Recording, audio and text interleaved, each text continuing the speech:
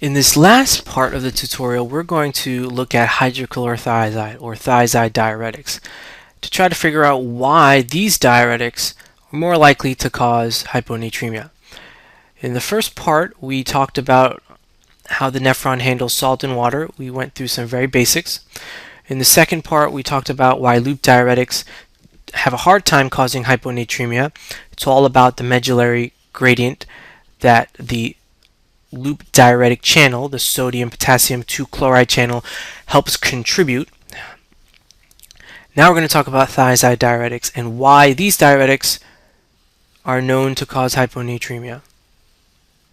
So this drawing ought to be familiar to you by now. Here's the cortex, here's the medulla. We're going to label water as blue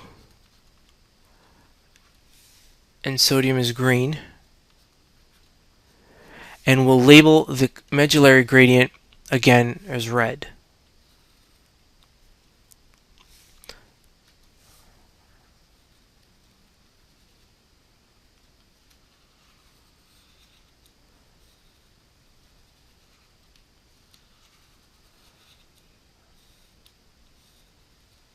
Alright, so let's walk through the nephron again and see what happens to salt and water, keeping in mind that this time we've poisoned the thiazide channel. Water is freely filtered. The same is true for sodium. The overwhelming majority of sodium is reabsorbed by the proximal convoluted tubule, so there'll be a lot of green arrows here. There are a few water channels in the proximal tubule, so you'll get some water reabsorption, but not a lot. What that means is the urine that exits the proximal tubule, that's represented as X.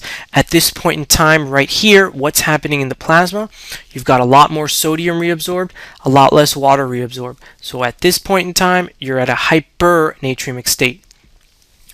But X moves along, and as it goes through the thin descending loop of Henle, it reaches the loop of Henle, and it faces the osmotic pull. So lots of water exits the urinary space. So what is our status when we're right here? So we've gone through the thin descending limb and the loop. Let me just remind you that this is the thick descending limb up here. So what's happening to our plasma when we've reached the second X? So here we've got a lot of water that's reabsorbed. No salt was reabsorbed so far, so actually we're at a hyponatremic state in the plasma. Salt has been reabsorbed, more water has been reabsorbed, therefore hyponatremia. At this point here we have the sodium-potassium 2-chloride channel, the loop diuretic channel, and so sodium is reabsorbed. Part of it goes towards contributing to the medullary gradient, and part goes back to the serum. This is the thick ascending loop of Henle, so no water is reabsorbed here, which is fine because you reabsorbed a lot of water down here. So where are we now when we get to X? We're about to approach the distal convoluted tubule. We've reabsorbed much more sodium than we did down here. Here we reabsorbed nothing, but we still have a state where we have more water than salt. So we need to do some fine tuning, and the fine tuning is going to be done here in the distal tubule. Generally, we'd be reabsorbing more sodium here to keep that sodium concentration between 135 and 145. Except, as I demarcate in orange here, where the sodium-potassium channel normally resides, this is a thiazide channel. This channel has been poisoned by the thiazide diuretic, so you cannot reabsorb any sodium here. Remember, at this level X, we have a lot more water and a lot less salt. Although our absolute quantities of water and salt have gone up, our relative quantities are such that there is still less salt than water. In other words, you're hyponatremic at this point here. You're relying on the extra salt to be reabsorbed by the distal tubule to keep that plasma sodium between 135 and 145, but you can't because there's a thiazide poison. So where are we here? We're in the same position here in the plasma as we are in the plasma here. We've got urine here that's got salt that needs to come out but can't. And of course there are no known sodium channels in the collecting duct, so we've lost our opportunity to reabsorb salt, and the only water channels that we have here are those that allow us to reabsorb more water, not secrete water.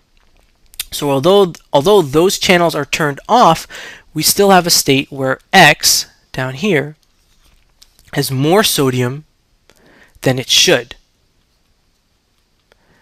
And if we're urinating more sodium than we want to, it means we have less sodium reabsorbed. And that's how thiazide diuretics can cause hyponatremia.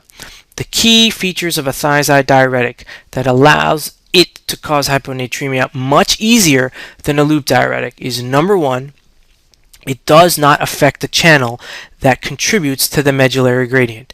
The channel that thiazide diuretics affect are up here in the cortex, far away from the medullary concentrating gradient. So if you block this channel here, you've done nothing to this gradient. You'll remember that loop diuretics have a harder time causing hyponatremia because in part that channel helps contribute to this gradient. So when you poison a loop diuretic, the next time around when you have urine coming through the proximal tubule and the descending and loops of Henle, you have less of an osmotic pull. You'll pull out less water. Average it all together, you will have pulled out enough sodium here and less water down here so that your sodium concentration remains stable, 135 to 145. With a thiazide diuretic, when you poison this channel here, you've done nothing to this gradient. Now walk through a second time and a third and a fourth time, you're still pulling out tons and tons of water, but you have no way of getting that extra sodium out that you need to keep yourself eunatremic. And that's the simplest way of explaining why thiazide diuretics can cause hyponatremia.